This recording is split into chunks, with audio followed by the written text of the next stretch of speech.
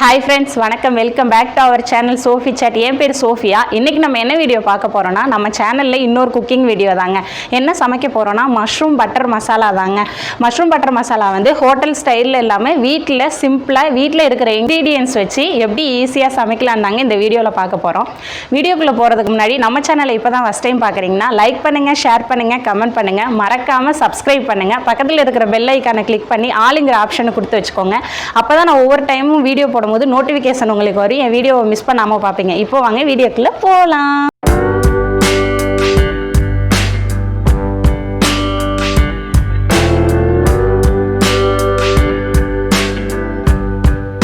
Mushroom butter masala செய்கிறதுக்கு என்னென்ன ingredients வேணும்னு பார்த்துடலாம் வாங்க. ஃபஸ்ட்டு பார்த்தீங்கன்னா மஷ்ரூம் தாங்க. நான் வாஷ் பண்ணி கட் பண்ணி வச்சுருக்கேன். இந்த சைஸுக்கு கட் பண்ணிக்கோங்க.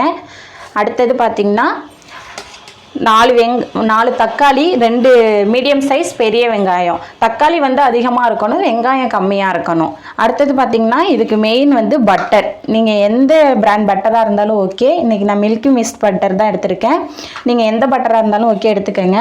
அடுத்தது ஸ்பைசஸ், ஒரு 2 துண்டு பட்டை, ஒரு ஏலக்காய், 2 கிராம்பு, உப்பு, மஞ்சள் பொடி, மிளகாய் பொடி, தனி மிளகாய் தூள் தாங்க இது, தனி மிளகாய் பொடி, ஜீரகம், அது கூட வந்து முந்திரி பருப்பு, இது கூட வந்து கரம் மசாலா தூள், இதெல்லாம் எடுத்துக்கோங்க. இப்போ வாங்க எப்படி ப்ரிப்பேர் பண்ணுறதுன்னு பார்க்கலாம்.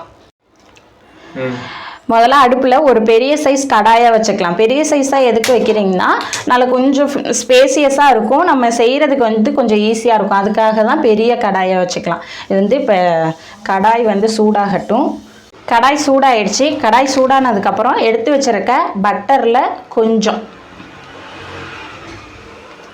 கொஞ்சம் பட்டரை ஆட் பண்ணிக்கலாம். இது அதிகமாக கொஞ்சம் பட்டர் உருகிறதுக்குள்ளே கொஞ்சோண்டு ஆயில் சேர்த்துக்கலாம்.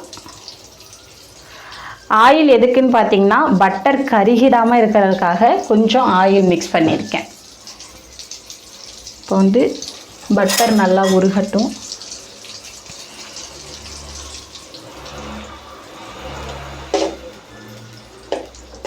இதில் வந்து கொஞ்சோண்டு உப்பு, கொஞ்சம் மஞ்சள் பொடி, அது கூட கொஞ்சம் மிளகாய் பொடி,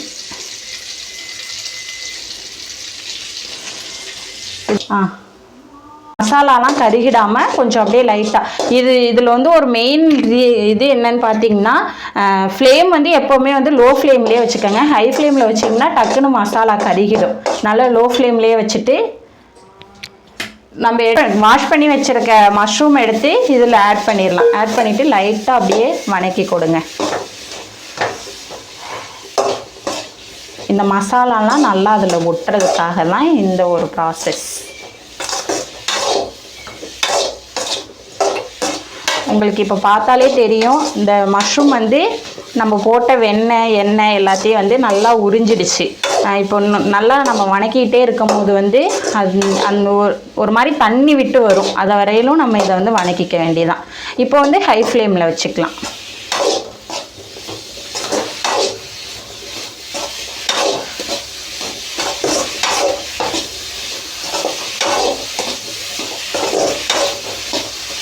சும்மா லைட்டாக அந்த மசாலாலாம் அது கூட ஒரு கோட்டிங் ஒட்டினா போதும். ரொம்ப வணக்கணும்னு அவசியம் இல்லை. இப்போ பார்த்தீங்கன்னா இப்போ உங்களுக்கு தெரியும் தண்ணி விட்டு வர ஆரம்பிச்சிருச்சு. இந்த லெவலில் இருக்கும் போது நீங்கள் இதை ஆஃப் பண்ணிக்கலாம். ஆஃப் பண்ணி இப்போ இந்த மஷ்ரூமை தனியாக எடுத்து வச்சுக்கோங்க.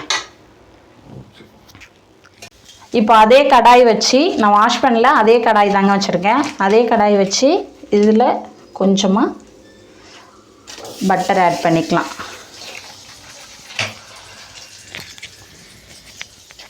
இதுலேயும் கொஞ்சமாக எண்ணெய், கொஞ்சமாக பட்டர் கருகிராமல் இருக்கிறதுக்காக எண்ணெய்.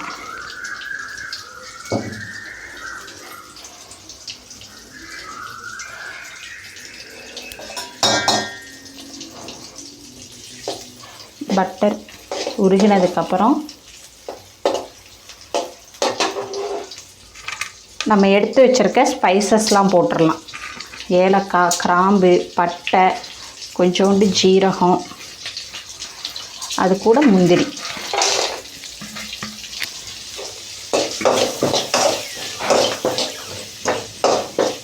இது வந்து சும்மா ஒரு வணங்கிட்டோம்.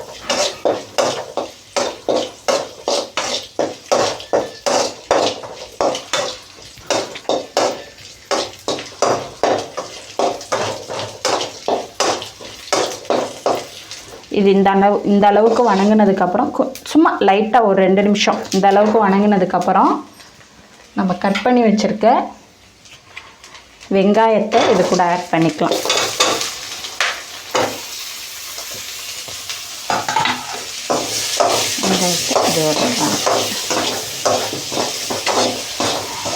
நம்ம அரைக்க போகிறோம், அதனால வந்து நீங்கள் சும்மா ரஃப்பாக ஒரு சைஸில் கட் பண்ணி வச்சுக்கோங்க. நானும் அப்படியே பெருசாகவும் சின்னதாகவும் அந்த மாதிரி தான் நான் வந்து கட் பண்ணியிருக்கேன்.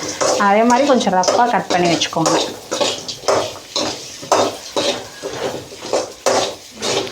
வெங்காயம் தக்காளி வந்து ரொம்ப வணங்கணும்னு இல்லை, அதோட பச்சை வாசனை போனால் போதும், அந்த அளவுக்கு வணங்கிக்கங்க.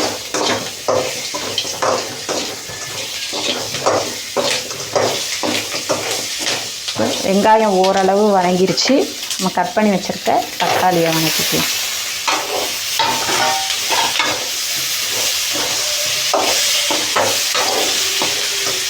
தக்காளியும் வெங்காயமும் வணங்கிறதுக்கு லைட்டாக உப்பு சேர்த்துக்கலாம்.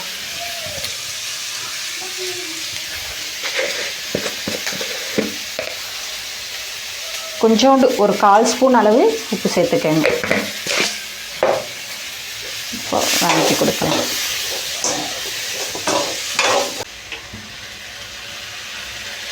இப்போ பார்த்தீங்கன்னா இந்த அளவுக்கு தக்காளிலாம் நல்லா வெந்திருக்கு பாருங்கள். இந்த அளவுக்கு வெந்தால் போதும். இப்போ ஃப்ளேமை ஆஃப் பண்ணிடலாம். ஆஃப் பண்ணிவிட்டு இதை ஆறுனதுக்கப்புறம் அப்படியே ஒரு மிக்ஸி ஜாரில் போட்டு இதை நல்லா அப்படியே ஒரு பேஸ்ட் கன்சிஸ்டன்சிக்கு இதை அரைச்சி வச்சுக்கலாம். இப்போ பார்த்தீங்கன்னா நம்ம வணக்கி வச்சுருந்ததெல்லாம் ஓரளவு ஆறிடுச்சு, நல்லாவே ஆறிடுச்சு. இதை நான் ஒரு மிக்ஸி ஜாரில் மாற்றி வச்சுருக்கேன். இதை இப்போ பேஸ்ட்டாக அரைச்சி எடுத்துகிட்டு வந்துக்கலாம். இப்போ பார்த்தீங்கன்னா நான் அந்த வெங்காயம் தக்காளி அரைச்சிட்டு வந்துட்டேன். இந்த அளவுக்கு ஒரு நைஸ் பேஸ்ட்டாக அரைச்சி வச்சுக்கோங்க. அதே கடாய் வச்சுருக்கேன். அந்த கடாயிலேயே இன்னும் கொஞ்சம் பட்டர். இப்போ தான் நம்ம வந்து மஷ்ரூம் பட்டர் மசாலா செய்கிறதுக்கு ரெடி ஆகிட்டோம். கொஞ்சம் பட்டர்,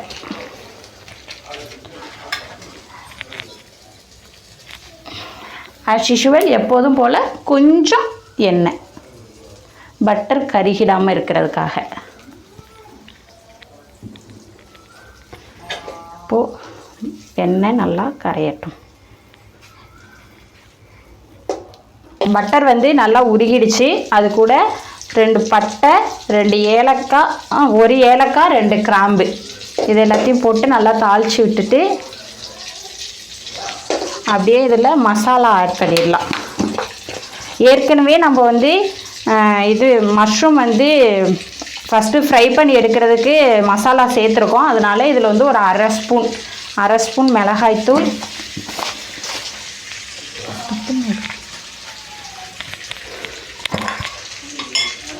இந்த ஸ்பூனில் ஒரு 1/4 ஸ்பூன் மஞ்சத்தூள்,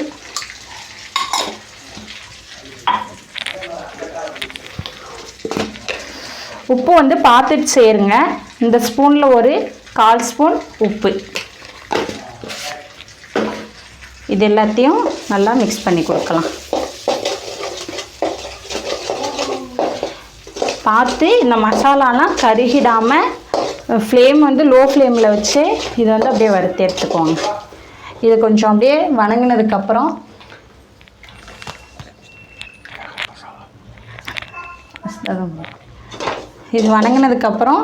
அரைச்சி வச்சுருக்க விழுதை இதோட சேர்த்துடலாம்.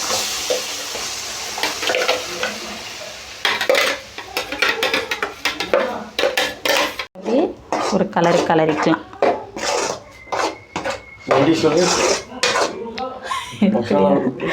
நம்ம அரைச்சி வச்சுருந்த மசாலாவை கொட்டி இதை அப்படியே ஒரு கலரிக்கலாம். இது வந்து ரொம்ப திக்காக இருக்குது, எனக்கு கொஞ்சம் தண்ணியாக வேணும் அப்படின்னா கொஞ்சம் வந்து மிக்ஸி அலாசி தண்ணி ஊற்றிக்கலாம். உங்களுக்கு எந்த அளவுக்கு கிரேவியாக வேணும், திக்காக வேணும், தண்ணியாக வேணும் அப்படின்னு நீங்கள் வந்து தண்ணி அட்ஜஸ்ட் பண்ணிக்கோங்க. இப்போது இந்த அளவுக்கு லைட்டாக எண்ணெய் பிரிஞ்சு வந்திருக்கு. இந்த அளவுக்கு கொதிக்க ஸ்டார்ட் பண்ணும் போது கரம் மசாலா தூள் ஒரு அரை டேபிள் ஸ்பூன், அது கூட சர்க்கரை ஒயிட் சுகர் ஒரு அரை டேபிள் ஸ்பூன், இது எல்லாத்தையும் போட்டு ஒரு தடவை நல்லா மிக்ஸ் பண்ணிக்கோங்க. கெட்டியாக ஆரம்பிச்சிருச்சு.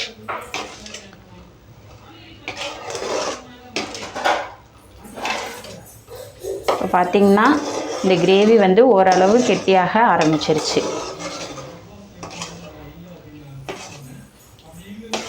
நல்லாவே திக்காக ஆரம்பிச்சிருச்சு.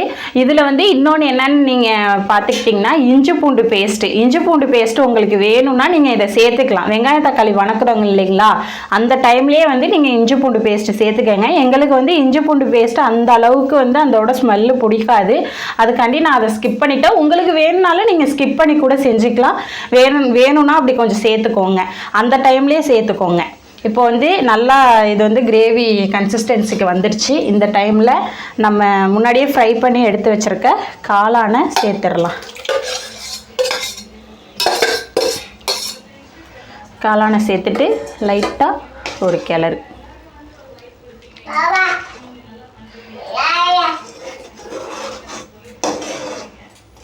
லைட்டாக ஒரு கிளறி விட்டுட்டு இது அப்படியே கொஞ்சம் லோ ஃப்ளேமில் இருக்கட்டும். எண்ணெய் வந்து பிரிஞ்சு வர ஸ்டார்ட் பண்ணும்.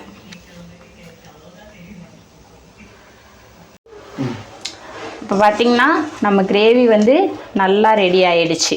அவ்வளோதான், இந்த ஒரு கன்சிஸ்டன்சியில் இருக்கணும். உங்களுக்கு எந்த அளவுக்கு தண்ணி வேணுமோ வேணாமோ அந்த அளவுக்கு நீங்கள் பார்த்து அட்ஜஸ்ட் பண்ணிக்கோங்க. இறக்குறதுக்கு முன்னாடி சும்மா ஒரு கைப்பிடி கொத்தமல்லி தழை நல்லா குட்டி குட்டியாக கட் பண்ணி வச்சுருக்கேன், அதை போட்டுட்டு ஒரு கிளறி விட்டுட்டு இதில் வந்து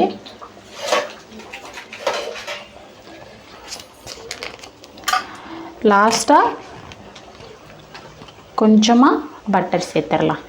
இது வந்து ஒரு ஃப்ளேவர் கொடுக்கறதுக்காக. இப்போ வந்து அப்படியே அடுப்பை ஆஃப் பண்ணிட வேண்டியதான். இது அப்படியே அந்த சூட்லேயே அந்த பட்டர் நல்லா உருகினுச்சுன்னா டேஸ்ட்டு வேறு லெவலில் இருக்கும்.